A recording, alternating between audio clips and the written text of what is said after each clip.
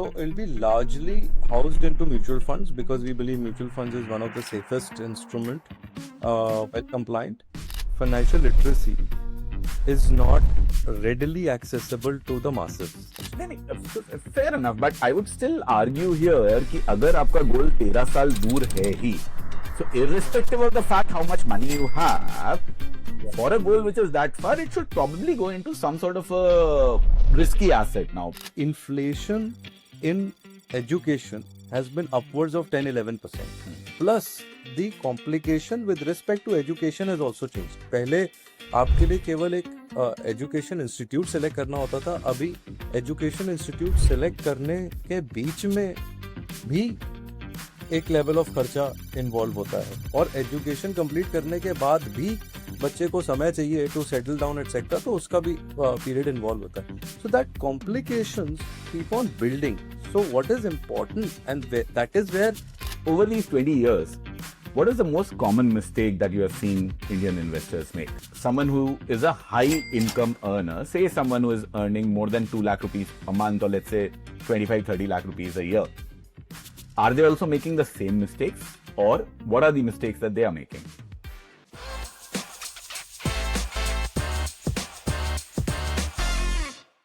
Hello everyone, welcome to another episode of Desi Fire podcast. I'm your host Ravi Handa. On this particular channel, we talk about personal finance, financial independence, and early retirement.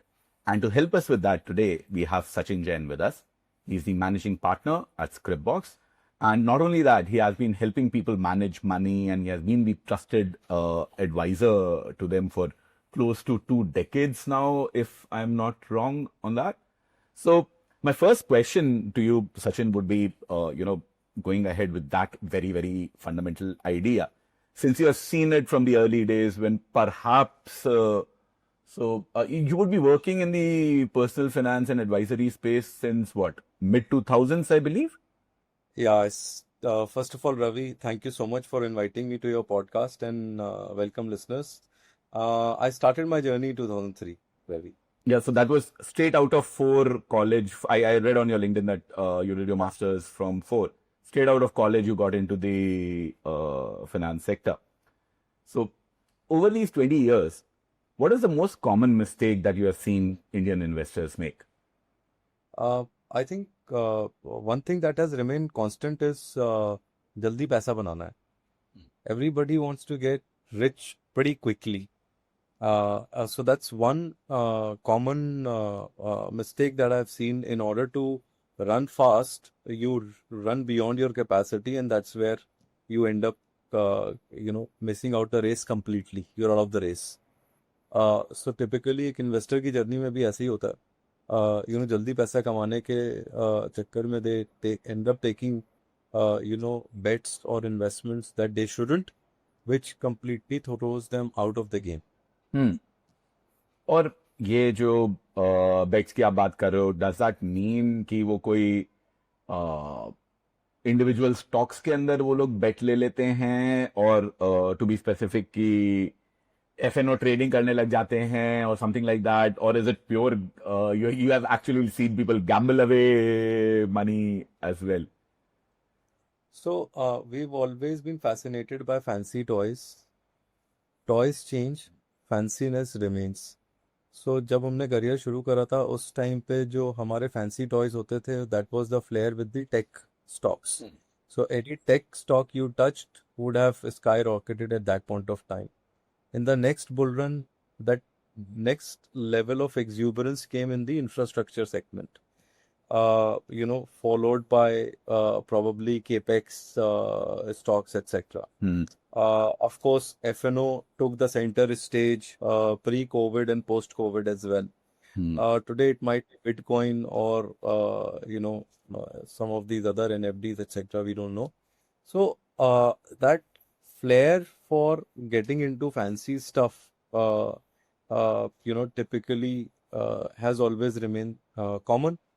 However, that choice of instrument could be changing because characteristics उसमें सब में same रहती है. ज़्यादा लोगों को कुछ पता नहीं होता है. एक ज़बरदस्त एक्सूबरेंस बिल्ड हो चुका होता है मार्केट में. and then there is a herd mentality that everybody is doing it, why not me? And there is a quick money to be made, or that scheme will end probably yesterday. So those are the characteristics which remains common, and that is where it drive most of the interest from the investor community. Fair.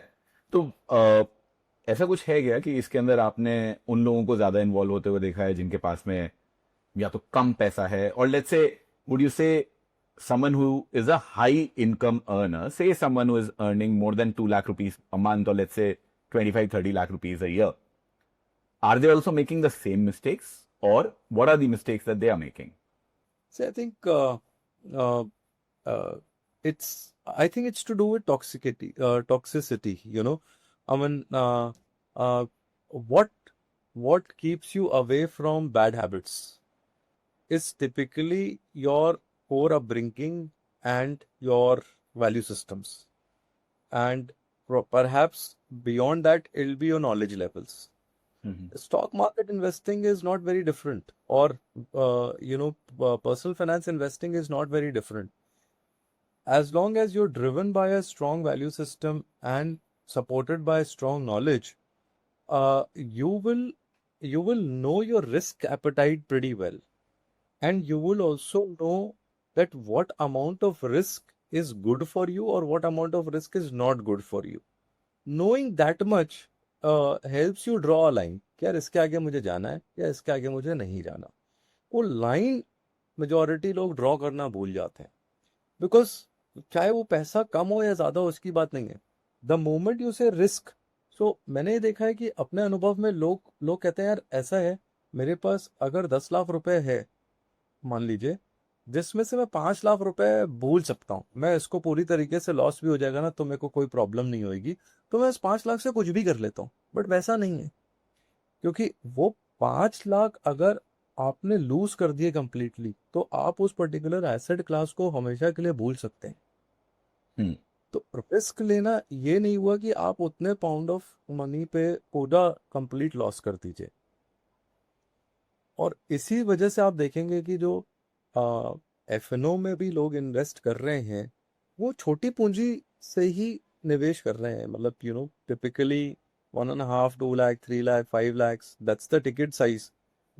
The thing is that today, instead of having monthly expiries or lesser participation into, let's say, some of the stocks, today the liquidity is abundant. Thanks to the digitalization, settlement is much faster, robust, and the new age platforms have also supported this particular participation so well that access है लोगों के पास. अब वो access with lack of information or right knowledge creates the whole chaos. Fair. So essentially, if I understand that correctly, कि वो human trait same ही हैं irrespective of आपके पास में पैसा कितना है, गलतियां शायद आप लोग सिमिलर ही कर रहे हो. So, Sachin, college के बाद में once you got into the sector, I can see Standard Chartered, IDFC, and there are bunch of fairly big names. फिर आज से कुछ 10 साल पहले आपने मनी गेन फाइनेंशियल सर्विसेज चालू किया. What led you to start that particular service? And I can see you are still involved over there. And what exactly does that do? Yeah, so I think there was always an urge that financial literacy is not readily accessible to the masses, Mm-hmm.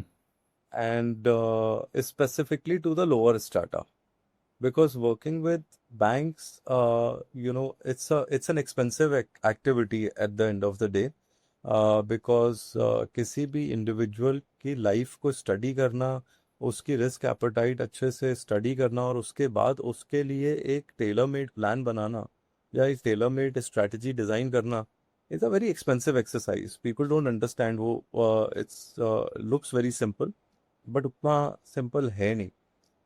It's like the same thing. आप किसी doctor के पास जा रहे हैं और आपको fever है, तो कोई भी अच्छा डॉक्टर आपकी पहले ब्लड टेस्ट वगैरह कराएगा, समझने की कोशिश करेगा कि क्या ये फीवर किन कारणों की वजह से हैं, and accordingly will provide you the right treatment. So similarly, a good advisor will ideally study you deeply before coming up with a strategy. So it's an expensive exercise. और जो छोटी पूंजी वाले लोग हैं, 25-50 लाख, 1 करोड़, 2 करोड़, होता नहीं है, because overall earnings etc. is much lower. So the idea was to take advices to the masses, and that led to the whole journey of going on my own.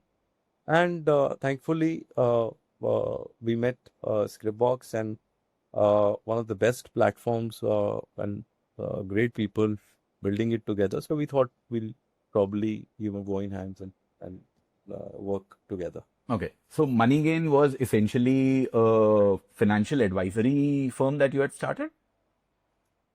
Yeah. Now in the new parlance, it was a mutual fund distribution business. Okay. So it was a mutual fund distribution business that you had, and that business was essentially acquired by Scriptbox, or that business is running separately? No, that business got acquired by Scriptbox. That business got acquired by Scriptbox. When was this acquisition? This was 2021. 2021. I sold my company around the same time. So I've been a little bit lucky with that. So my company was acquired by, I used to work in the edtech space. So Okay. my company was acquired by Unacademy, which is works in a fairly big space. And I do believe a lot of investors are common between Unacademy and Scriptbox as well. So moving to the stuff that you actually do at Scriptbox, can you please tell us a little bit about the products that exist at Scriptbox that you provide for, let's say, users like me? Okay. So Ravi, we curate personalized financial plans for our users, helping them achieve financial freedom, which is our stated objective. Our stated objective is to help 1 million families achieve financial freedom, which essentially means solving for their key issues with respect to children education, retirement planning, emergency funding, etc. And that's what is our core focus really is. Fair. So what are the products? So are you providing different sort of products for different sort of goals, or is it a collection of mutual funds? What exactly is the product that you're providing? So it'll be largely housed into mutual funds, because we believe mutual funds is one of the safest instrument, well compliant. We also have our own in-house PMS strategies.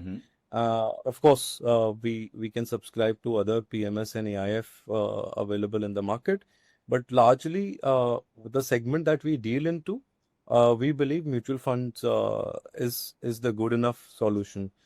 Because simplicity is one of our core values. So we're driven by simplifying stuff rather than complicating it. So yeah, mutual fund, you can say, is the predominant focus for us. Okay. So when you talk about, let's say, the PMS services and the mutual fund services, I'm sure for PMS there is a separate license that comes in. The mutual fund services that you're selling, are you selling that with the RIA, which is the Registered Investment Advisory license, or are you selling it with the mutual fund distributor license? So we have both the options available to the investors. We keep investors' interest first. However, typically we've seen that up to a particular threshold, the distribution services are more suitable for the investor. Let's say about 3 to 4 crores of overall portfolio wealth. Mutual fund distribution services are more suitable. Beyond that, maybe an RIA could be a better choice. I would like to probably dig in a little bit more. So let's say if we take that 4 crore number that you're talking about, and correct me if I'm wrong, the bulk of this 4 crore, essentially, especially if someone is coming to you to manage, would probably be going into equity funds. Yeah. And in equity funds, if you look at the regular and the direct gap that exists, that is, if I'm not wrong, going to be anywhere from 50 basis points to 1%. Yeah, you can say that. So if we take on a 4 crore basis, if we take that 1% or the upper end of the spectrum, that comes to around a 4 lakh rupee being paid in an advisory fee. At the lower end, it will probably come to 2 lakh rupees. So let's say a 3 lakh rupee advisory fee is what we are talking about. But are you actually charging that 3 lakh rupee advisory fee in the RIA part as well? Because this seems like a very, very large number of a 3 lakh rupee or a 4 lakh rupee just to pay as an advisory fee in these sort of products? Yeah, we do have an advisory fee framework. So, even in the RIA services, we charge a fee to our clients. And given the fee structure, MFD is preferred. Because, yeah, I mean, in this example also, I think the fee that we will charge will be higher than, the distribution commission that the investor will end up paying. Is the RIA fee publicly available? How much you charge your RIA clients? It's not publicly available. It's a agreement that we do with the investor. Okay. Is it a fixed fee or sort of a model, or is it a percentage of AUA sort of a model that you guys follow? It is a percentage of an AUA model. Yeah. So at the end of the day, if it is going to be a percentage of an AUA model at any level that you look at, if your percentage, see, there also you are paying essentially in an MFD also you are paying essentially a percentage which could be between a 0.5 to a 1%. Here, whatever that advisory number is. But once again, if I just compare these two, let's say even if I take the mutual fund advisory route, if I take it at 3 crore, I'm paying you that 3 lakh rupees or a 1% fee, not only this year, I keep paying it for the entire life till I actually exit those funds. As a matter of fact, if I die and my son inherits it, even he will keep on paying that. Whereas in the RIA services, at any point of time when I believe that I don't really need your services anymore, at least the charges stop there. So if I'm coming to you as a client, I'm trying to understand that how are you coming up with this number, or any number for that matter, that in X case or in the Y case, the mutual fund distribution is a preferred model from a client's perspective versus an RIA model. Because it's not really the first year's fee which is going, it's fee which is going for That's life. absolutely a fair question, Ravi, and I'm glad we are digging into it. See, in today's day and age, commissions are very transparently communicated. Yeah. Even as a distributor, even if I'm refraining, which is not the case because all the commission charge. नहीं, commission से public, मैं sir मेरा सवाल different है. Now, मैं उसको ये बोल रहा हूँ कि we give that choice to the customer. Let the customer decide that if you come into the RIA model, this is what you will end up paying. If you choose the MFD model, this is what you will end up paying. Correct. And in any which ways, outside of Scriptbox, also there are optionality available. So investor decide essentially, because they have a choice of what are the services that we are getting from Scriptbox. Am I really, compensating them well, or am I compensating more? Is the choice that the customer should be able to make. But जैसे ही मैं 1 साल बाद में अगर मान लो मैंने RIA के अंदर, तो मैं आपको छोड़ के निकल सकता हूँ ना. म्यूचुअल फंड डिस्ट्रीब्यूटर में तो मैं निकल भी नहीं पाऊंगा, क्योंकि मेरे तो वहां पे टैक्स कट जाएगा, कैपिटल गेन वाला, even if I shift from regular to direct. So that's what I am trying to ascertain कि कौन से इंसान के, क्या आप लोगों ने कोई कट ऑफ लगा रखा है क्या कि यार मैं 50,000 रुपए का लेके RIA लेके आऊं तो आप मेरे को ले लोगे 50,000 रुपए पे RIA? हाँ, that's what I was about to come. So एक प्राइसिंग का थ्रेशोल्ड हमारे लेवल से is not the right set of threshold that we have defined, because there is in our experience, there is a more nuanced level of personalization and servicing that is required for an RIA customer. Okay, compared to a MFD customer, and therefore that sophistication, okay, typically begins with the size of the portfolio. For example, अगर आज आपके portfolio में केवल mutual funds हैं, 4 mutual funds हैं, okay, उसमें वैसे भी ज्यादा कॉम्प्लिकेशन है नहीं. जैसे आपने बोला कि मेरे को 5 लाख रुपए इन्वेस्ट करना है, तो उसमें क्या ही फर्क पड़ेगा. That is definitely the case. However, complication starts with the size of the portfolio. When I have multiple products, when I want an advisory on everything that I'm doing, when I want an advisory on other products outside of Scriptbox, etc., is where RIA really truly makes sense. So typically, from our understanding, a minimum threshold of about 3 to 4 crores is a reasonably good threshold for the RIA services to come in. So anything less than that for us RIA doesn't make the sense. And to answer your question, will a 50 lakh customer or a 1 crore customer will qualify as an RIA? Perhaps no. Okay. We won't be able to justify our existence also in that smaller size of the portfolio, and then it is not really sensible for the customer to go in. That is more of a price hunch, which may or may not be the right way to approach a relationship. Fair, fair. Moving on to the other products that you talked about, which is the portfolio management services that are being considered. Now, I believe that the portfolio management services are essentially for clients who have a minimum of 50 lakh rupee as investable surplus that comes into it. When should I be looking at a PMS instead of a mutual fund? So, like I said, complication starts with the size of the portfolio. At Scriptbox, typically our advisory is pretty aligned, whereby we also see concentration risk as one of the key element of portfolio management. So, because PMS के case में आपका minimum threshold is 50 lakhs. So, ideally, a portfolio size of at least 4 to 5 crores is where one should start considering PMS as an option, because a single product will take away almost 10% of your total portfolio allocation, which is still okay. Anything less than that will exceed the 10% threshold, and that adds a significant amount of risk to your overall asset allocation. And therefore, in our understanding, that's a reasonable level from where PMS can start sinking in. Fair. But your, if I understand it correctly, your biggest offering, your bulk offering is, those picking up those specific plans for, let's say I'll take my particular example. I have a 5-year-old kid. I don't even know what college he's going to go, what field he'll study in, because that's something which is a 10, 12 year away discussion.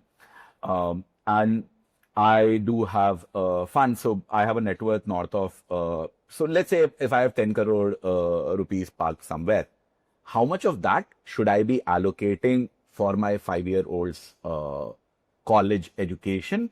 And A is in terms of the amount of it, out of the 10 crores, how much should go into that?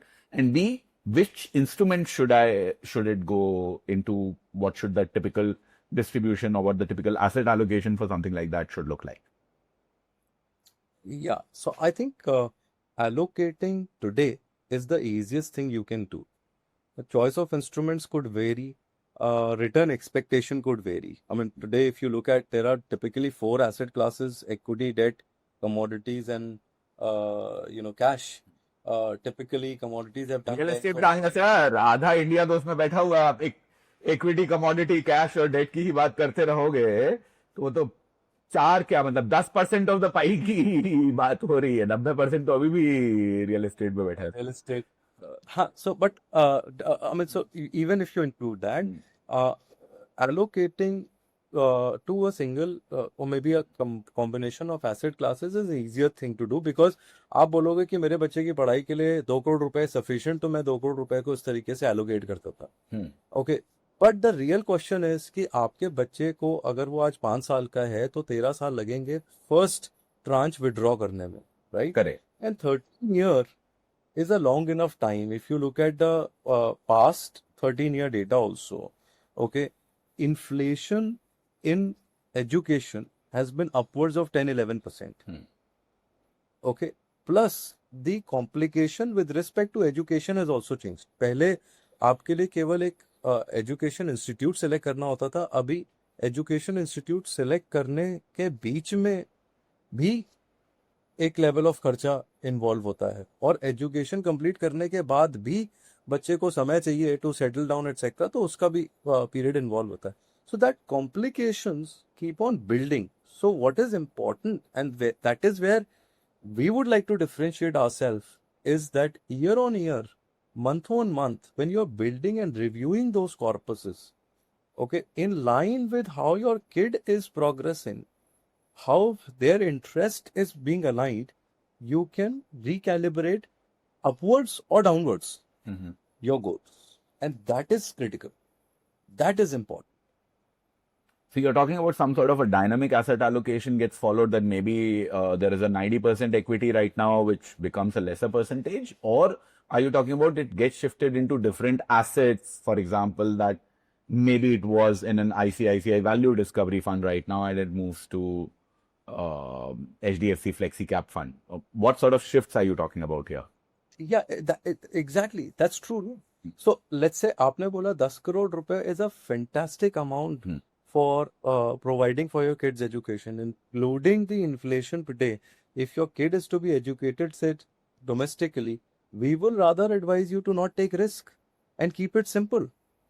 You know, why vis-a-vis somebody who is short of funds and has to run faster to allocate more generously to risky asset class for them to be able to reach their goal in a timely fashion. नहीं, fair enough, but I would still argue here कि अगर आपका गोल 13 साल दूर है ही, so irrespective of the fact how much money you have, for a goal which is that far, it should probably go into some sort of a risky asset. Now, we can get down into what that risky asset could be, but See, again, that's a point of view. We will have a different point of view, definitely.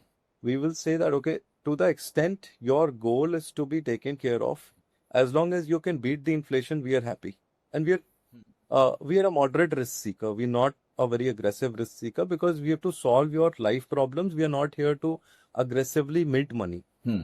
That's a clear disposition which is there.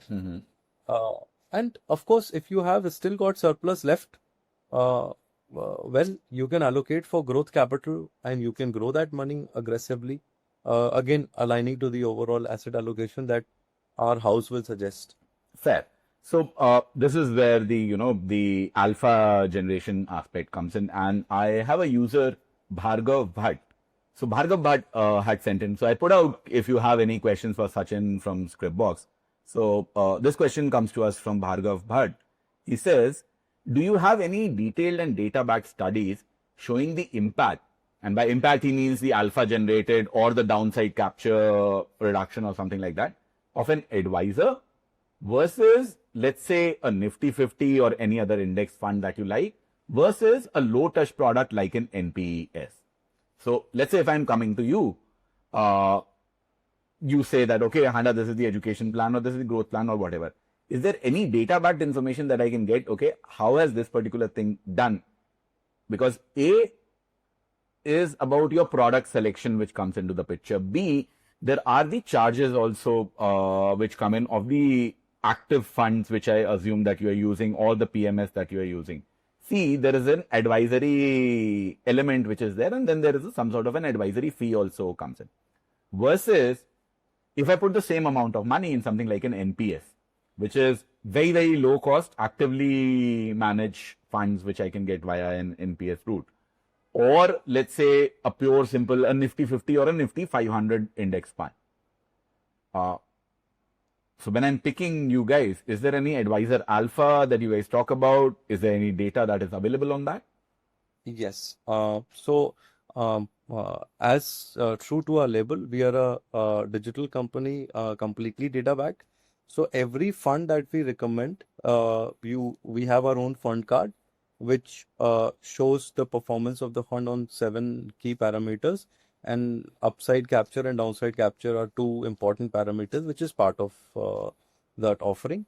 Plus, we have a long-term portfolio, which is our advisory portfolio, which is again has been transparently available on our website for the last 12 years. So we have also presented a 12-year track record of our strategy, also capturing the alpha generation. So we have about 3.5% alpha that we have created over and above the benchmark, plus the downside protection and upside capture we have presented.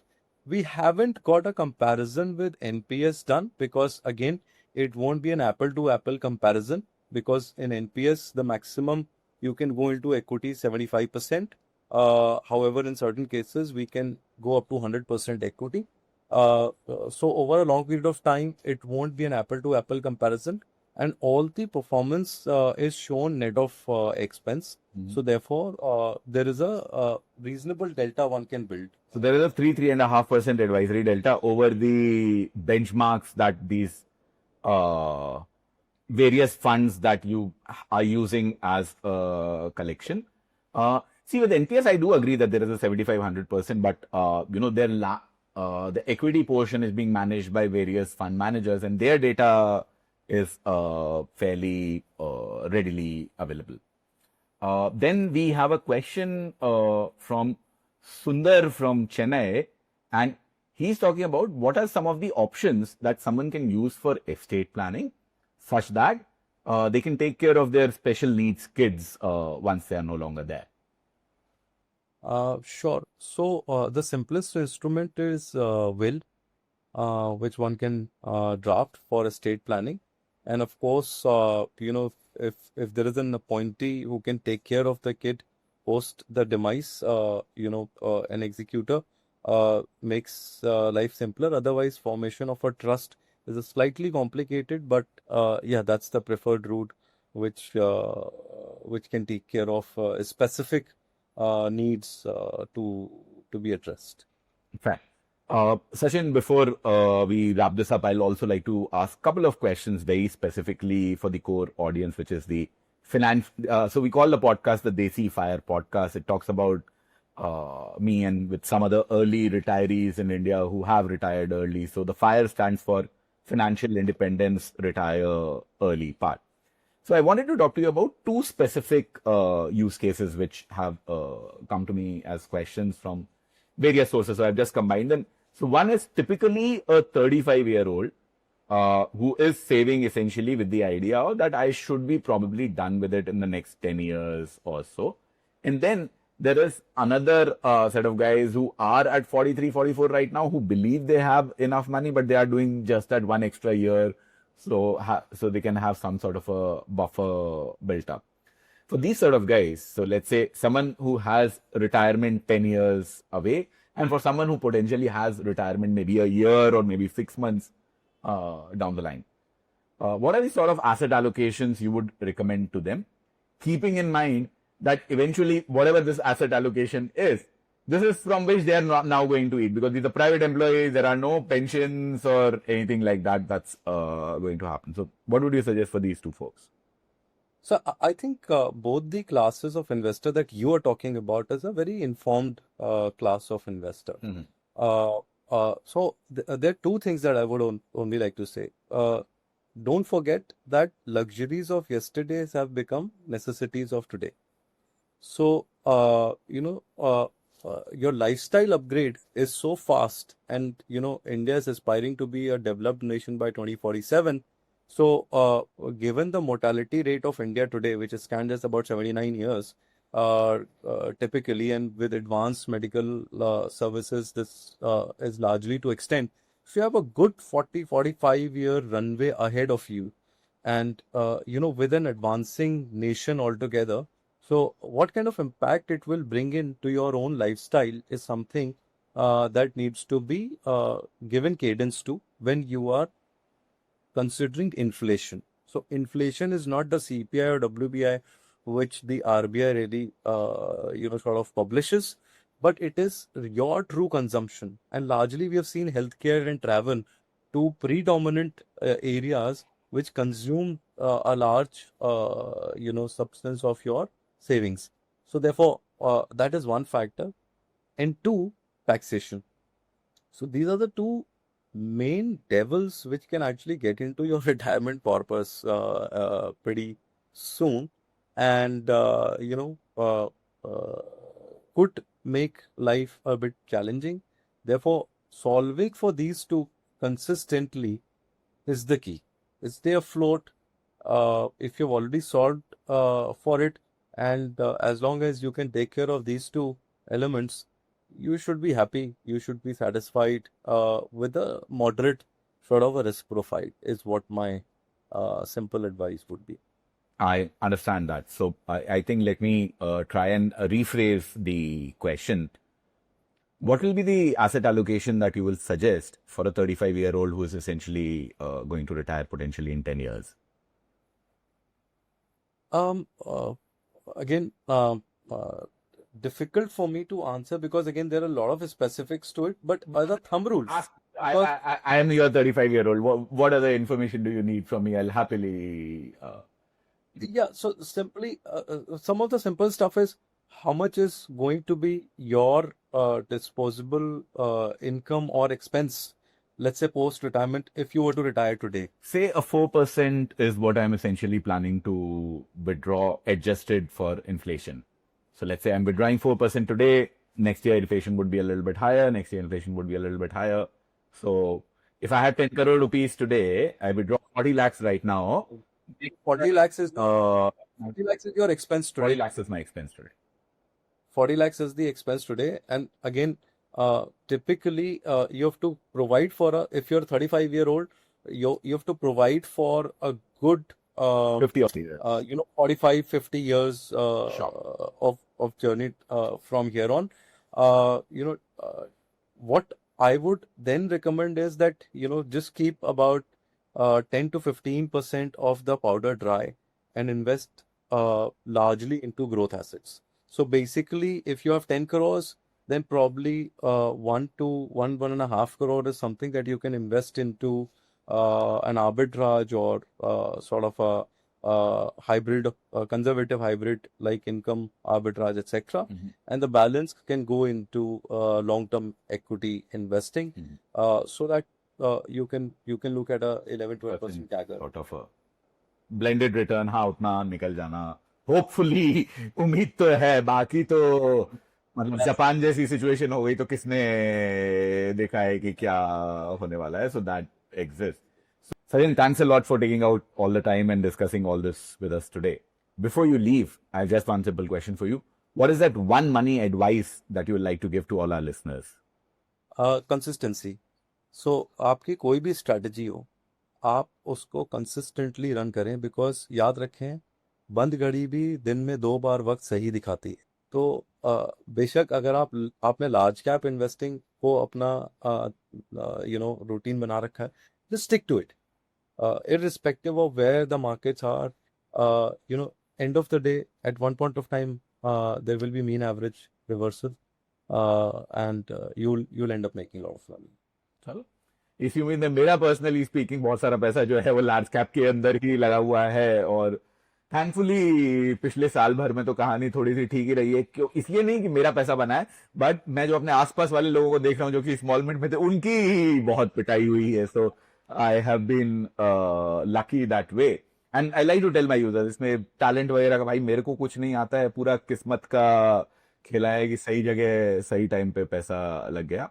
And on that note, I'd like to wrap up today's video. Once again, thank you, Sachin. Thanks a lot for taking out time for this. आप लोगों को अगर ये video अच्छा लगा, इसके बारे में कुछ आपके थॉट्स हैं, तो please use the comment section. अगर आपके कोई भी गेस्ट के लिए रिक्वेस्ट हैं कि हम किस तरीके के गेस्ट को और अपने शो पे लेके आएं, तो वो भी मुझे जरूर बताइएगा. I will keep reaching out to those guys.